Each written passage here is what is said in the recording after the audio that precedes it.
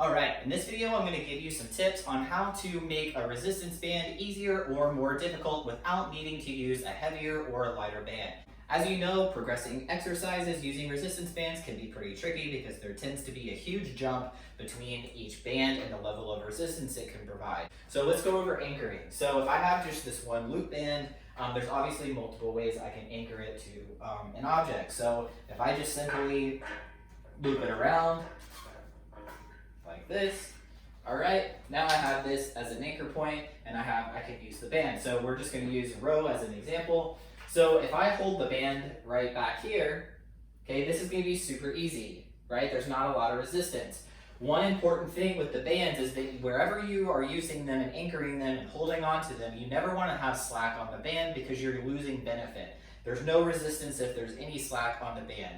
So where you're standing and where you're positioned is going to be extremely important because you want to make sure that you're standing far enough away from the anchor point so that there's never slack on the band and that you're getting the most tension out of it. So the further that I grab it back away from the anchor point, the easier it's going to be. But if I just simply switch my grip and I grab it closer to the anchor point, now that's a lot harder and I haven't changed the band.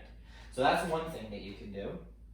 Another thing that you can do is if I take this same band, and instead of anchoring it on one end, I just loop it around so that I put the band in half, and now I'm using both ends of the band like this as handles. Now I've basically doubled the resistance there, and it also makes it a lot easier to hold on to it. Okay, like I mentioned before, let's go ahead and loop this back here like this. Another thing that actually matters is how far away I'm actually standing from the band. So the closer that I am, this is going to be very easy, but if I take a step back, now I've got even more resistance and I can really fight against the pull back towards the anchor point, which is just giving me more muscle activation. All right, so those are some things with hand positioning and where I'm standing in relation to the anchor point. So another thing that we can use to add or decrease difficulty is using tempo. So actually you will get the most benefit working with resistance bands if you slow the movement down.